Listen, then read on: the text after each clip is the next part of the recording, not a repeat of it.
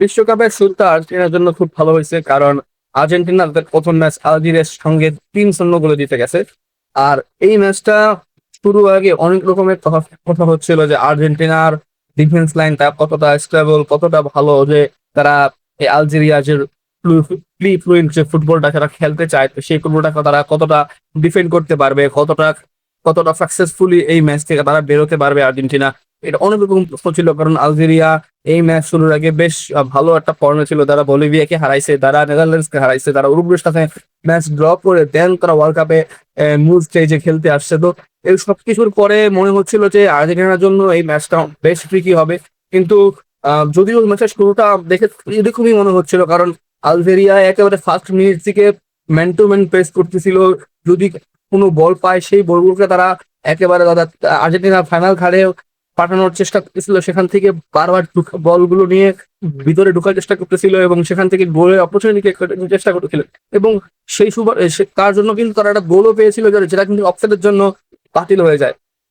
মানে তারা শুরুর দিক থেকে কিন্তু ম্যান টু ম্যান প্রেসিং এবং একটা লুজ বলের থেকে কাউন্টার থেকে যে গোলটা গোল করার যে ইন্টেনশনটা, সেটা কিন্তু প্রথম হাফ থেকে একেবারে ফ্রম দ্য রাইট গো ম্যাচের সেখান থেকে কিন্তু তারা সেই চেষ্টাটা করে যাচ্ছিল। কিন্তু আর্জেন্টিনা এবং আলজেরিয়ার মধ্যে যেই পার্থক্যটা তৈরি হয় সেটা হয় মিডফিল্ডে। দেখেন মিডফিল্ডে যদিও আমাদের ম্যাকালিস্টার বা বলেন আপনি এনজো ফার্নান্দেজ বলেন কিংবা বলেন ডেপল, যদিও তারা হয়তোবা নট দ্যাট টপ শেপ, তারা হয়তোবা ক্লাবের হয়ে তারা হয়তো খুব ভালো সিজন তারা কাটায় নাই।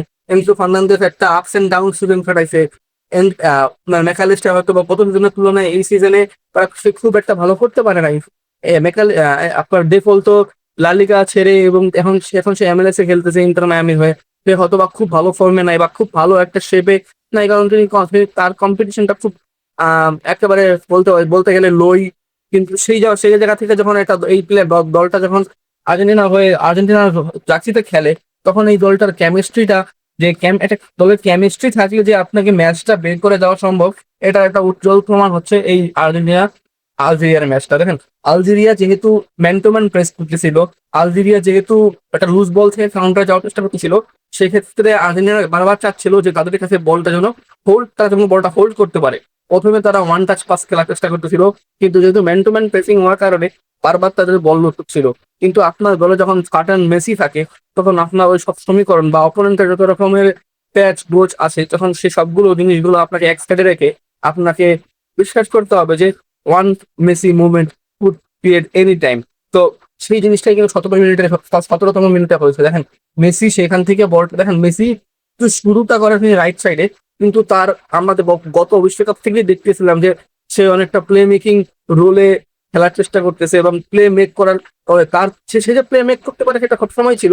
বাট তার যে মূল দায়িত্বটা এজ এ প্লে মেকার হয়ে যাবে, এটা হয়তো আমরা অনেকেই চিন্তা করি না বা অনেকেই হয়তো আশা করি না যে সে হয়তো মূল প্লে মেকার হয়ে যাবে। দেখেন এর আগেও কিন্তু আর্জেন্টিনা কিন্তু একটা চান্স পেয়েছিল, সেটা লাউতারো মার্টিনেজ কিন্তু হেড দিয়েছিল, কিন্তু সেটা আবার তিনি চালাতে পারেন নাই। কিন্তু দেখেন আপনি প্রথম গোলটা যে মেসি করেছে সেটা কিন্তু ক্রিয়েশনই, দেখেন ওই ম্যাচে ওই গোলটার জন্য যে ম্যান টু ম্যান প্রেসিংটা হচ্ছিল সেটা বাই লাক, আমি মনে করি লাকিলি সেটা বিট করতে পারছে ডেপলের সেই থ্রু পাসটা। আলজেরিয়ার সেই মিডফিল্ডার যদি যদি ট্রেস করার জন্য সে কিন্তু স্লাইডটা দিয়েছিল, কিন্তু তার সে বলটা ট্রেস করতে পারে নাই, যার কারণে কিন্তু সেই বলটা মেসির পায়ে পর্যন্ত যায় পৌঁছায় এবং মেসি মেসির জন্য একটা ওপেন স্পেস তৈরি হয়। কারণ আপনি যখন মেসি, তখন আপনাকে ট্র্যাক ব্যাক করার জন্য ওয়ান ওয়ান ভার্সেস ওয়ান বা 1v2 কোনো করে খুব একটা লাভ হবে না। সেই জন্য কিন্তু মেসি ওই থ্রু বলটাতে কিন্তু বেশ খানিকটা জায়গা মেসির জন্য সামনে খালি হয়ে যায় এবং সেখান থেকে যতক্ষণে রিইনফোর্সমেন্ট আনে ততক্ষণে কিন্তু মেসি সেই শুটটা নিয়ে ফেলেছিল। এবং দেখেন আপনার লুকাস জিদানের হাতে সেই বলটা লেগে টপ কর্নারে গিয়ে বলটা ফিনিশ হয়। এই গোলটার জন্য এই গোলটার জন্য আমার মনে হয় সবচেয়ে বেশি ক্রেডিটটা আমাদের ড্রেপলকে দেওয়া উচিত, কারণ সেই ওই থ্রু বলটা ওইখান থেকে ব্রেক করাটা ফার্স্ট টাফ। কারণ আমি যেটা আবার বারবার বলতেছি যে আলজেরিয়া ম্যাচের শুরু থেকে একেবারে ভেরি ফার্স্ট মোমেন্ট থেকে তারা ম্যান টু ম্যান প্রেসিং করতেছিল। প্রত্যেকটা বলের জন্য যাচ্ছিল, প্রত্যেকটা বল কার কাছে যাবে সেটা তারা যাওয়ার আগে ইন্টারসেপ্ট করার চেষ্টা করতেছিল। সেখান থেকে আলজেরিয়ার ওই বলটাকে ওই সেট অফ ডিফেন্স থেকে আপনি যখন বলটাকে মেসি বন্ধু পৌঁছাতে পারবেন, দ্যাট মিনস আপনার যেই কোয়ালিটি সেটা এখনো ডিক্রিজ করে নাই। সেখান থেকে মেসির সেই ফিনিশ ফিনিশ ওয়াজ আউটস্ট্যান্ডিং, ফিনিশ নিয়ে কোনো কথা হবে না। কিন্তু সবচেয়ে বড় প্রশ্নটা হয় যে সবচেয়ে বড় জিনিসটা দেখা যায় যে আলজেরিয়া যে ডিফেন্সটা করেছে তারা কিন্তু তাদের ডিফেন্সটাকে সলিড রাখার চেষ্টা করে through out the game.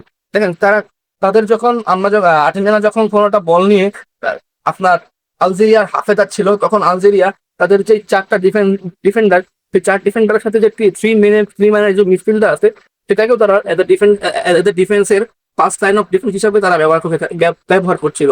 First line of defence হিসেবে তারা ব্যবহার করছিল তাদের যে মিডফিল্ডে আছে সেই মিডফিল্ডটাকে, এবং সেকেন্ড লাইন অফ ডিফেন্স হিসাবে তাদের ছিল সেই ফোর্থ লাইন অফ ডিফেন্সের যে ওয়ালটা। এই দুটো ওয়ালকে আপনার বিট করাটা আপনি যখন দেখবেন যে আমরা সবসময় বলি যে লো ব্লক বা এরকম হেভি ডিফেন্সিভ ফুটবলের টিমের সাথে আপনি বক্সে ঢুকে খুব বেশি সুযোগ ক্রিয়েট করতে পারবেন না। আপনি যদি বক্সে ঢুকে ডমিনেট করতে পারবেন সেই সব দলের সাথে যারা আপনার মতোই প্রি ফ্লুয়েন্ট বা খুব বেশি ফ্লুয়েন্ট বা খুব বেশি ডিফেন্সিভ ওরিয়েন্টেড ফুটবলটা খেলে না, এরকম একটা দলের সাথে আপনি হয়তোবা বক্সে ঢুকে ডমিনেট করার চেষ্টা করতে পারবেন। কিন্তু আপনি যদি একটা দল যেখানে যারা ডিফেন্সও ডিফেন্স করে একবারে সলিড ডিফেন্সের মতো, আবার তারা একটা লুজ বল থেকে কাউন্টারটাকে গোল করার চেষ্টা করে, সেসব দলের সাথে আপনাকে গোল করার জন্য আপনার ডিবক্সের বাইরে লং শট গুলা খুব বেশি প্রিসাইজ হতে হবে। আজকের ম্যাচে আর্জেন্টিনার প্রত্যেকটা গোল দেখবেন, প্রত্যেকটা গোলই আপনার সূচনা বা প্রত্যেকটা গোল আপনার ডিবক্সের বাইরে থেকে হয়েছে। আপনি মেসির সেই ফার্স্ট গোল দেখেন সেটা ডিবক্সের বাইরে থেকে।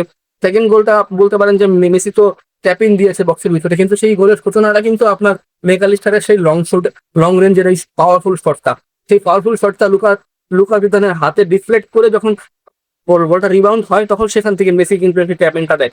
এই ট্যাপিংটা কিন্তু এই এই এরপরে যখন আপনার থার্ড গোলটা দেখবেন, থার্ড গোলটা কিন্তু দেখেন থার্ড গোলটার ক্রিয়েশন মেসি ছিলেন। সেখান থেকে মেসি বলটাকে আপনার নিকো গঞ্জালেসের কাছে দেন এবং নিকো গঞ্জালেস থেকে মেসি আবার সেটা মেসি রিসিভ করেন এবং সেখান থেকে মেসির আবার সেই কুল হেডেড ফিনিশ, এই সেই টপ লেফট কর্নারে সে মেসির সেই চিরচেনা ফিনিশটা। তো এইসব এইসবগুলো কিন্তু মেসি স্কোরটা করেছেন ডিবক্সের বাইরে থেকে। এইসব লো ব্লক বা একেবারে যারা ডিফেন্সিভ সলিডিটি মেনটেন করতে পছন্দ করে যেসব দলগুলো, সেসব দলগুলোর এগেন্সে যেভাবে খেলতে হয় আর্জেন্টিনা আজকে পিওর সেভাবেই খেলার চেষ্টা করছে। দেখেন 70 মিনিট পর্যন্ত আলজেরিয়া ট্রাই করছে যে ম্যাচ থেকে কিছু একটা নেওয়ার। যখন 65 মিনিটসের সময় আর্জেন্টিনা যখন থার্ড গোলটা দেয় তখন কিন্তু আপনার আলজেরিয়া খেলাটা ছেড়ে দেয় এবং আর্জেন্টিনাও বুঝে যায় যে এরপরে আর তাদের খুব বেশি চিন্তা করতে হবে না, এবং এই গোলটার পরপরই কিন্তু মেসিকে স্কালোনি সাবস্টিটিউট করে ফেলেন এবং তার জায়গায় নামান আপনার নিকো পাসকে।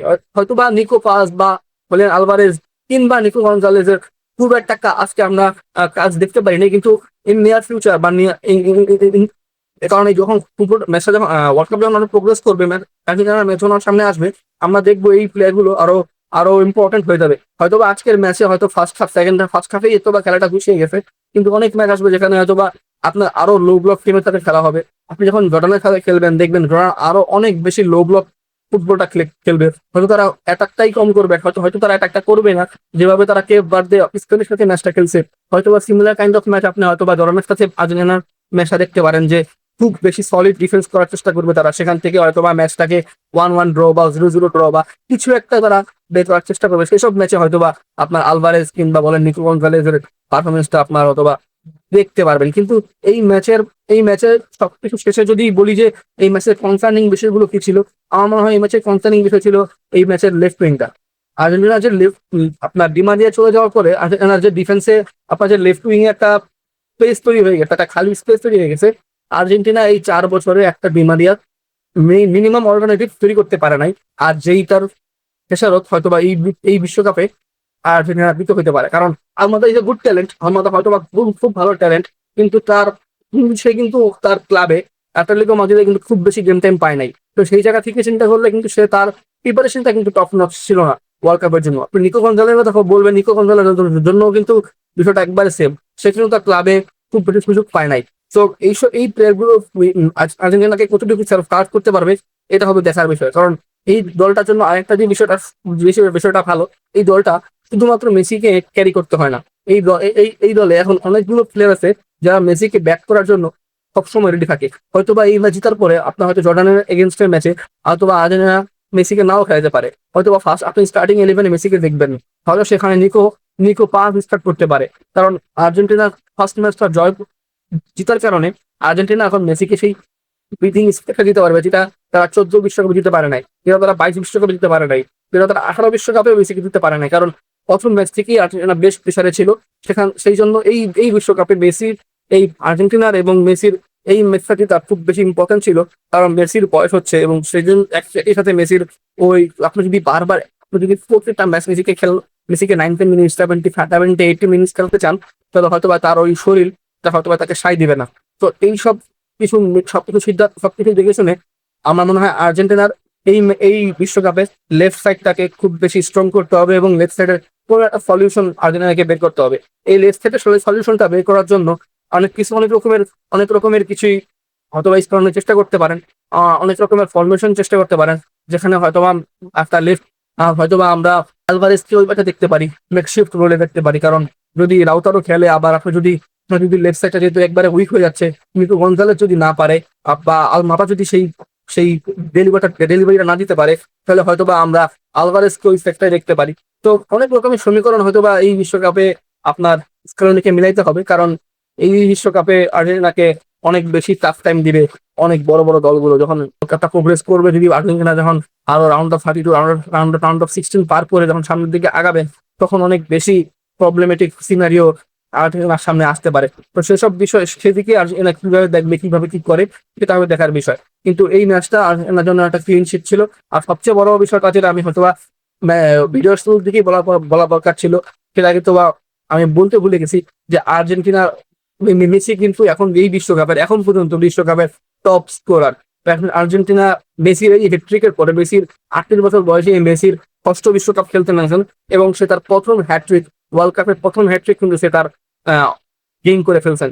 দেখেন আলজেরিয়ার এগেনস্টে তিনি তার প্রথম, দ্বিতীয় এবং তৃতীয় গোলটা তিনি তার ক্যারিয়ারের, ইন্টারন্যাশনাল ক্যারিয়ারে আর্জেন্টিনার হয়ে তিনি কিন্তু আলজেরিয়ার এগেনস্টে করেছিলেন এবং তার ক্যারিয়ারের প্রথম হ্যাটট্রিকটাও তিনি আলজেরিয়ার এগেনস্টে করেন এবং তিনি এখন বর্তমানে ওয়ার্ল্ড কাপে হাইস্ট গোল স্কোরার। তো এই সব বিষয়গুলো এখন এই ম্যাচে মেসি যখন হ্যাটট্রিকটা করে ফেললেন, মেসির এখন এক ম্যাচে 3 গোল। এখন মেসি কি এই বিশ্বকাপে আর্জেন্টিনা কত দূর আগাবে এর উপর ডিপেন্ড করে মেসি কি সর্বোচ্চ গোল স্কোরার হইতে পারবেন কিনা। কারণ অন্য পাশে যদি চিন্তা করেন, আপনার হ্যালান্ডও কিন্তু 2টা গোল স্কোর করছে, আপনার ফ্রান্সও 2টা গোল স্কোর, ফ্রান্সের এমবাপ্পেও কিন্তু 2টা গোল স্কোর করছে। সেনেগাল এবং ফ্রান্সের ম্যাচের কথা যদি বলি, সেনেগাল এবং ফ্রান্সের ম্যাচে ফার্স্ট হাফের শুরুর দিক থেকে সেনেগাল ওয়াজ লুকিং গুড। তারা তাদের পায়ে বল রাখতে পারছিল, তারা বলগুলোকে ভালোভাবে সার্কুলেট করতে পারতেছিল। কিন্তু যতদূর সময় আগাইছে, ততদূর আস্তে আস্তে আস্তে আস্তে সেনেগালের ম্যাচের ইন্টেন্সিটিটা কমতে শুরু করে এবং সেখান থেকে কিন্তু যেই রুথলেস স্পেন টিমটা, রুথলেস ফ্রান্স টিমটা, সেই ফ্রান্স টিমের রুথলেস ফুটবলটা তারা যখন খেলতে শুরু করে, তখন কিন্তু আস্তে আস্তে আস্তে আস্তে সেনেগালের যেই বলের উপর কন্ট্রোল বা বলের উপর যেই ভারটা ছিল, সেটা কিন্তু আস্তে আস্তে কমতে শুরু করে এবং সেখান থেকে কিন্তু আস্তে আস্তে এই ফ্রান্সের যেই রুথলেস ফরওয়ার্ড আছে, তারা কিন্তু তাদের খেলা শুরু করে এবং আপনার এমবাপ্পে বলেন, ওলিসে বলেন, ডেমবেলে বলেন, ডুয়ে বলেন, সবাই তাদের বেস্ট পারফরমেন্সটা দিয়েছে এবং তারা কিন্তু 3-1 একটা ম্যাচ তারা খুব ইজিলি দায়ী করতে পারছে বলবো। কারণ যদিও ফার্স্ট হাফে একটা গোল এবং সেকেন্ড হাফে একটা গোল হওয়ার পরে 2-0 থাকার পরে মনে হচ্ছিল যে 2-0 ম্যাচটা শেষ হয়ে যাবে, কিন্তু হঠাৎ করে সেনেগালও একটা গোল দেয় এবং তখন মনে হচ্ছিল যে না, 2-2 ড্র হইলেও হতে পারে, কারণ এখন Senegal will go for all out. কিন্তু তখনই আবার Mbappe comes forward and score a banger. তো সেখান থেকে কিন্তু 3-1 যখন ম্যাচটা হয়, তখন কিন্তু একবারে অ্যাডেড টাইমের শেষে গিয়ে ম্যাচটা শেষ হয়। তো সেখানে স্পেনও ম্যাচ জিতছে, আপনার আর্জেন্টিনা তাদের ম্যাচটা কনভিন্সিং জিতে পারছে। তো আজকের এই দুইটা খুব বড় ম্যাচ ছিল, কারণ আর্জেন্টিনার জন্য ম্যাচটা ছিল ভারমুক্ত একটা ফুটবল ম্যাচ খেলার জন্য। কারণ এই ম্যাচের আগে আলজেরিয়ার কোচও অনেক বেশি প্রেশার, কথাবার্তা একটু বেশি প্রেশার করার চেষ্টা করতেছিলেন।